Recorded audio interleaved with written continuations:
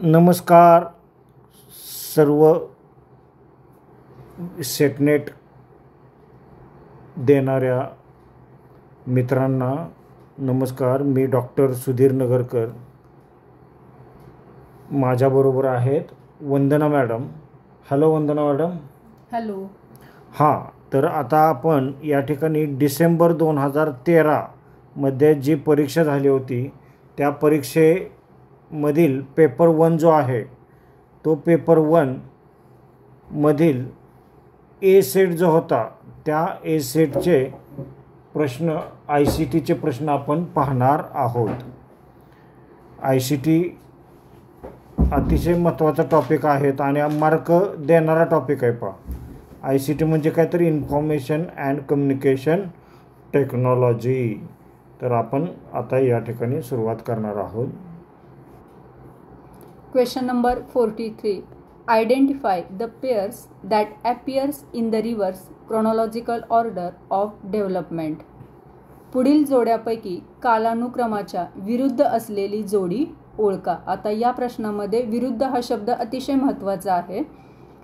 त्याचे ऑप्शन आहेत mainframe and desktop, desktop and laptop, tablet व लॅपटॉप, लॅपटॉप अँड टॅबलेट.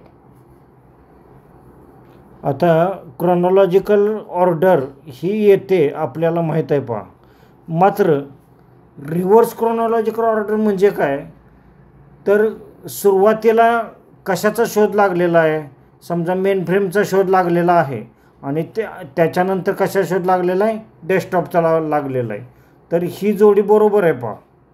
आता नंतर पहिल्यांदा डेस्कटॉप आला आणि नंतर लॅपटॉप आलं, हे पण बरोबर आहे.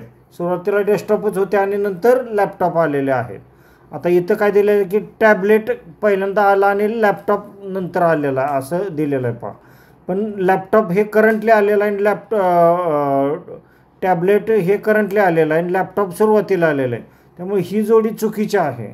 लॅपटॉप पहिल्यांदा आला आणि टॅबलेट ही पण जोडी बरोबर आहे. म्हणजे याचं जे आहे रिव्हर्स क्रोनॉलॉजिकल आहे ना, त्याच्यामध्ये टॅबलेट व लॅपटॉप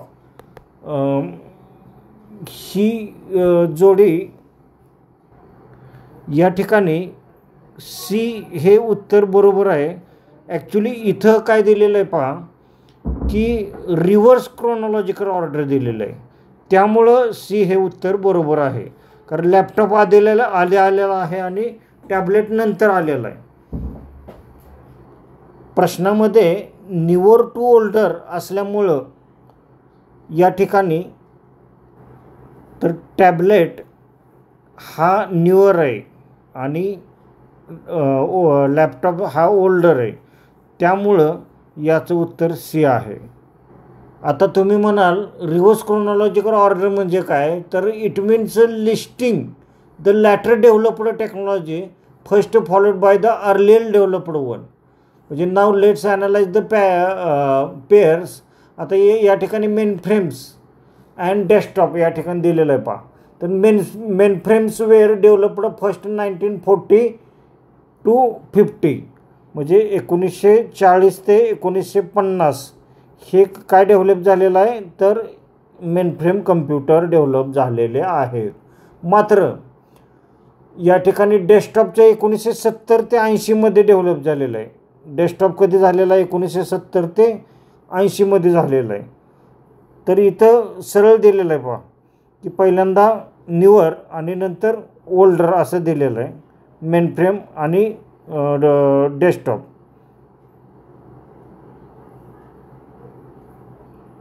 त्यानंतर डेस्कटॉप अँड लॅपटॉप. आता डेस्कटॉप जे आहे ते 1970 ते 80 आपण या ठिकाणी दिलेलं आहे 1970 ते 80. आणि लॅपटॉप जो आहे तो 1980 ते 90 डेव्हलप झालेला आहे. त्यामुळं हे सुद्धा क्रोनॉलॉजिकल ऑर्डर बरोबर आहे. मात्र टॅबलेट अँड लॅपटॉप जे आहे तर tablet specially modern ones become a mainstream in the 2010. आता टॅबलेट जे आहे ते 2010 सुरुवात त्याची झालेली आहे. त्यामुळे इथं करंटली इयर 2010 असं म्हटलं जातं आहे. आणि लॅपटॉप आहे ते 1980 ते 90च्या दशकामध्ये तो तयार झालेला आहे. आणि इथं laptop and tablet, laptop came before tablet, so this is in chronological order. म्हणजे लॅपटॉप आणि टॅबलेट हे सुद्धा क्रोनॉलॉजिकल ऑर्डर आहे. इथं आपण पहिल्यापासून या ठिकाणी आपण समजून घेऊया की क्रोनॉलॉजिकल ऑर्डर जी आहे ती या ठिकाणी ही बरोबर आहे, ही बरोबर आहे, ही बरोबर आहे. मात्र इथं रिव्हर्स क्रोनॉलॉजिकल ऑर्डर विचारल्यामुळं हे याचं करेक्ट उत्तर आहे आणि हे बाकीचे चुकलेले आहेत. त्यामुळं सी टॅबलेट व लॅपटॉप हे बरोबर आहे. कारण टॅबलेट हे 2010 साली आलेलं आहे आणि लॅपटॉप जे आहे तो 1980 ते 90च्या दशकामध्ये आलेला आहे. त्यामुळं याचे करेक्ट उत्तर आहे tablet and laptop, tablet and laptop C. Question number 44. Arrange the following units of computer memory in descending order of magnitude. पुढे दिलेली संगणकाच्या स्मृतिमापनाची एकके उतरत्या क्रमानुसार मांडा. मग त्यामध्ये कोणती एकके दिलेली आहेत? बाईट, गिगाबाईट, बीट, मेगाबाईट आणि टेराबाईट. याचा आपल्याला उतरत्या क्रमानुसार एकके मांडावायची आहेत. एक लक्षात घ्या की संगणकाच्या स्मृतिमापनाचे एकके जे आहेत ते अतिशय महत्त्वाचा प्रश्न आहे. Bit, byte, MB, GB, TB हे आपल्याला तोंडपाठ असणं आवश्यक आहे. तर एक लक्षात घ्या की उतरत्या क्रमाने असं म्हटलं तर 1 TB म्हणजे 1 टेराबाईट म्हणजे 1024 GB एवढं लक्षात ठेवा. त्यानंतर 1 GB म्हणजे 1 गिगाबाईट म्हणजे 1024 MB आहे. त्याचबरोबर 1 MB 1 मेगाबाईट बरोबर 1024 KB आहे, किलोबाईट. आता 1 बाईट बरोबर 8 बिट्स असं म्हटलं जातं. तर हा जर सिक्वेन्स आपल्याला चांगला माहीत असेल तर आपल्याला क्रोनॉलॉजिकल ऑर्डर या ठिकाणी चांगल्या पद्धतीने सांगता येते. आता इथं काय दिलेलं आहे पहा की स्मृतिमापनाचे एकके उतरत्या क्रमानुसार म्हणजे सगळ्यात जास्त मेमरी एकक जे आहे ते या ठिकाणी टेराबाईट दिलेलं आहे पहा. तर 1 TB म्हणजे टेराबाईट हे सगळ्यात मोठा आहे आणि सगळ्यात छोटा आहे तो बीट आहे. बीट हे सगळ्यात छोटं आहे. तर सुरुवातीला आपण टेराबाईट कुठं आलेलं आहे? इथं आलेलं आहे पहा. इथं GB आलेलं आहे, हे उत्तर चुकीचं आहे. इथं पण गिगाबाईट आलेलं चुकायचं. आता ह्या दोनमध्ये कोणतं उत्तर आहे? A आहे का D आहे? आता इथं आपण पहिल्यांदा काय दिलेलं आहे की टेराबाईट, नंतर गिगाबाईट. आता इथं टेराबाईट आहे, इथं गिगाबाईट आहे, इथं मेगाबाईट दिलेलं आहे पहा. त्यामुळं हे उत्तर चुकीचं आहे. कारण मेगाबाईट नंतर गिगाबाईट आणि बीट आणि बाईट असं दिलेलं आहे आणि इथं काय केलेलं टेराबाईट, गिगाबाईट, मेगाबाईट, बाईट आणि बीट म्हणजे ए हे उत्तर बरोबर आहे. डी पण उत्तर चुकीचं आहे. ज्याला हा सिक्वेन्स माहीत आहे तो याचं करेक्ट उत्तर देऊ शकतो. अशा प्रकारे आपल्याला 1 TB म्हणजे किती GB, 1 GB म्हणजे किती MB, 1 MB म्हणजे किती KB, हे 1 बाईट बरोबर 8 बिट्स हे आपल्याला माहीत असणं आवश्यक आहे. Question number 45. Identify the matching pairs. येथे ऑप्शन दिलेले आहेत. JPEG photo picture, 2 MP3 audio video, 3 XLS PowerPoint presentation आणि 4 AVI स्टॅटिस्टिकल इन्फॉर्मेशन.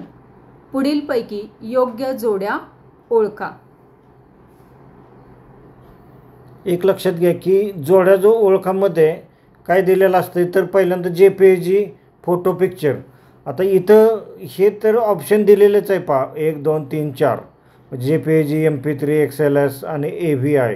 मात्र मॅचिंग पेअरमध्ये 1 आणि 2, 2 आणि 3, 3 आणि 4 आणि 1 आणि 4 असे पर्याय या ठिकाणी दिलेले आहेत. आता JPEG जे आहे ते फोटो आणि पिक्चरसाठी JPEG इमेजेस फॉर्मॅटमध्ये वापरलं जातं. मग हे बरोबर आहे पहा. आणि MP3 जे आहे ते ऑडिओ व्हिडिओ स्वरूपात असते, हे पण बरोबर आहे. आता XLS पॉवर पॉईंट प्रेझेंटेशन हे जोडी ती चुकीची दिलेलं आहे पहा. आणि AVI स्टॅटिस्टिकल इन्फॉर्मेशन ही पण जोडी चुकीची दिलेली आहे. आता एक लक्षात घ्या की XLS जे आहे .XLS हे जे काय आहे तर ते it is a Microsoft Excel file format for spreadsheets, not for presentation. त्यामुळं हे XLS जे आहे पॉवर पॉईंट प्रेझेंटेशन ही जोडी चुकीची आहे. आता एक लक्षात घ्या की AVI म्हणजे काय तर audio video interactive interleave is a video file format. म्हणजे AVI काय तर व्हिडिओ फाईल फॉर्मॅट आहे. व्हिडिओ फाईल फॉर्मॅट आहे. त्यामुळं इथं स्टॅटिस्टिकल इन्फॉर्मेशन किंवा सांख्यिकी माहिती ती दिलेली आहे ते हे चुकीची जोडी आहे पहा. तर त्यामुळं JPG फोटो पिक्चर आणि MP3 ऑडिओ व्हिडिओ हे उत्तर बरोबर आहे. आणि इथं 1 आणि 2 हे ऑप्शन मध्ये दिलेलं आहे पहा. 1 आणि 2 मध्ये ऑप्शन दिलेला आहे. त्यामुळं हा ऑप्शन बरोबर आहे. Question number 46. In the context of question number 46. In the context of internet, UGC stands for. इंटरनेटच्या संदर्भात UGCचे विस्तारूप काय आहे? हा जो प्रश्न आहे तो कन्फ्यूज करणार आहे. आपल्याला UGC म्हटलं की काय म्हणतो आपण, युनिव्हर्सिटी ग्रँट कमिशन, पण नाही. त्यांनी प्रश्न कसा विचारलेला आहे, in the context of internet UGC stand for, म्हणजेच इंटरनेटच्या संदर्भात UGCचे विस्तारूप काय आहे. त्याचे ऑप्शन आहेत बघा, university grants commission, universal graphic communication, user group configuration and user generated content. एक लक्षात घ्या की हा प्रश्न खूप वेळा विचारला जातो आणि UGC म्हटलं की विद्यार्थी काय करतात की खुश होतात की बाबा युनिव्हर्सिटी ग्रँट कमिशन उत्तर आहे आणि ह्याला टिक करून टाकतात. पण हे उत्तर चुकीचं आहे पहा. युनिव्हर्सिटी ग्रँट कमिशन हे याचं उत्तर नाही. कारण बिकॉज ऑफ इंटरनेटच्या संदर्भात हा शब्द विद्यार्थी वाचतच नाहीत. इंटरनेटच्या संदर्भात UGCचे विस्तारित रूप काय आहे तर युजर जनरेटेड कंटेंट असं याचा लॉंग फॉर्म आहे. युजर जनरेटेड कंटेंट म्हणजे D हे उत्तर बरोबर आहे. युजर ग्रुप कॉन्फिगरेशन हे पण चुकीचं आहे. युनिव्हर्सल ग्राफिक कम्युनिकेशन हे पण चुकीचं आहे पहा. म्हणजे त्यामुळं आपल्याला एक ऑप्शन जो आहे तो एलिमिनेट करायचा आहे की काढून टाकायचा आहे की बाबा हे चुकीचं आहे, हे चुकीचं आहे, हे चुकीचं. आणि युजर जनरेटेड कंटेंट जे आहे तर ते या ठिकाणी बरोबर आहे. आता UGC म्हणजे काय तर user generated content refers to any form of content created and shared by users rather than professional content creators or organizations. It includes social media posts, blogs, reviews, videos, comments. Reddit heavily rely on UGC. त्यामुळं UGC म्हणजे काहीतरी user generated content हे उत्तर आपण लक्षात ठेवायचं आहे. हा प्रश्न अनेक परीक्षांमध्ये विचारलेला प्रश्न आहे पहा. Question number 47. Which of the following softwares is used for processing photos or pictures? Photo किंवा चित्रावर प्रक्रिया करण्यासाठी पुढीलपैकी कोणते सॉफ्टवेअर वापरले जाते? याचे ऑप्शन आहेत फोटोक्रॉप, B आहे फोटोशॉप, C आहे व्हिडिओक्रॉप आणि D आहे पिक्चर परफेक्ट. आता एक लक्षात घ्या की इथं कन्फ्यूज करणारा कसा प्रश्न आहे की फोटोज आणि पिक्चरच्या प्रोसेसिंगसाठी कोणतं सॉफ्टवेअर वापरलं जातं. आता फोटोवर प्रोसेस करायची म्हणलं ना तर फोटोशॉप हा वापरला जातो. हे म्हणजे पॉप्युलर सॉफ्टवेअर आहे की फोटोशॉपच्या माध्यमातून आपण फोटोवर प्रोसेस करू शकतो. म्हणजे हे पण फोटो क्रॉप करण्यासाठी वापरतात किंवा व्हिज्युअल क्रॉप करण्यासाठी, पिक्चर परफेक्ट करण्यासाठी. मात्र फोटोवर प्रक्रिया करायची असेल तर फोटोशॉप हे सॉफ्टवेअर वापरलं जातं. हे बारकाईनं अभ्यास करणाऱ्यालाच हे या गोष्टी माहीत असतात पहा. त्यामुळं फोटोशॉप हे अतिशय सुंदर सॉफ्टवेअर आहे. त्या माध्यमातून फोटोवर प्रोसेस केली जाते. समजा एखाद्या फोटोची साईज जास्त असेल, MB असेल आणि KB ते करायचे असेल, कारण बऱ्याच वेळेला अपलोड करताना त्या फोटोची साईज कमी करावी लागते, त्यावेळेला फोटोशॉपचा वापर केला जातो. Question number 48. In the context of internet, identify the incorrect pair from the following. इंटरनेटच्या संदर्भात पुढीलपैकी चुकीची जोडी ओळखा. त्याचे ऑप्शन आहेत .gov गव्हर्मेंट वेबसाईट, बी आहे .com commercial website, .ac accounting website आणि .edu एज्युकेशनल वेबसाईट. या ठिकाणी अतिशय सोपा प्रश्न दिलेला आहे पहा की .gov म्हणजे गव्हर्मेंट वेबसाईट, हे उत्तर बरोबर आहे पहा. .com म्हणजे काय कमर्शियल वेबसाईट, हे पण उत्तर बरोबर आहे. .ac आता इथं अकाउंटिंग वेबसाईट हे चुकीचं आहे उत्तर. आणि .edu म्हणजे काय एज्युकेशनल वेबसाईट, हे पण उत्तर बरोबर आहे. आता .ac it is not related to accounting, it is commonly used for academic institutions in certain countries such as .ac.uk म्हणजे UK म्हणजे काय तर युनायटेड किंगडम अकॅडमिक इन्स्टिट्यूशन्स. त्यामुळं .ac.in असं पण म्हटलं जातं की .ac म्हणजे काय तर अकॅडमिक आणि इंडिया, .in म्हणजे काय तर इंडिया. त्यामुळं .ac हे उत्तर चुकीचे आहे. या ठिकाणी प्रश्नामध्ये चुकीची जोडी ओळखा असं दिलेलं आहे पहा. तर in the context of internet identify the incorrect pair. बऱ्याच वेळा विद्यार्थ्यांचा प्रश्न वाचताना चुकतं की आपल्याला चुकीची जोडी ओळखायला सांगितली का बरोबर जोडी ओळखायला सांगितली तेच माहीत नसतंय. त्यामुळं प्रश्न कायम 2 वेळा वाचायचा आणि समजून घ्यायचा आणि चुकीची जोडी ओळखा म्हटलं तर चुकीचीच जोडी या ठिकाणी ओळखायची आहे. आणि इथं C हे उत्तर बरोबर आहे. अशा प्रकारे इन्फॉर्मेशन अँड कम्युनिकेशन टेक्नॉलॉजी ICTचे 5 प्रश्न आपण पाहिलेले आहेत. आणि एक लक्षात घ्या की हे प्रश्न जे आहेत ते आपल्याला मार्क मिळवून देणारे प्रश्न आहेत. त्यामुळे यांच्याकडे दुर्लक्ष करायचं नाही. आपण जे ICTचे सर्व प्रश्नपत्रिकांचे या ठिकाणी आपण ICTचे प्रश्न आपण घेतलेले आहेत. सर्वांचा अभ्यास आपल्याला करायचा आहे. डिस्क्रिप्शनमध्ये टेलिग्रामची लिंक आपण दिलेले आहे पहा. तर त्या टेलिग्रामच्या लिंकवर जाऊन तो टेलिग्रामचा चॅनल तुम्ही जॉईन करावायचा आहे आणि तिथं तुम्हाला सर्व व्हिडिओच्या लिंक्स त्या ठिकाणी ठेवण्यात आलेल्या आहेत. त्याचा अभ्यास करून आपण सेट क्वालिफाईड होण्यासाठी आपणास मदत होणार आहे. Thank you very much. Thanks a lot.